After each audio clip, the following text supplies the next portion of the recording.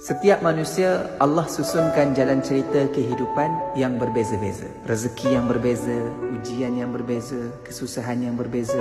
Tapi walau apa pun yang berlaku, tidak ada satu pun untuk keburukan kita. Semuanya untuk kebaikan kita.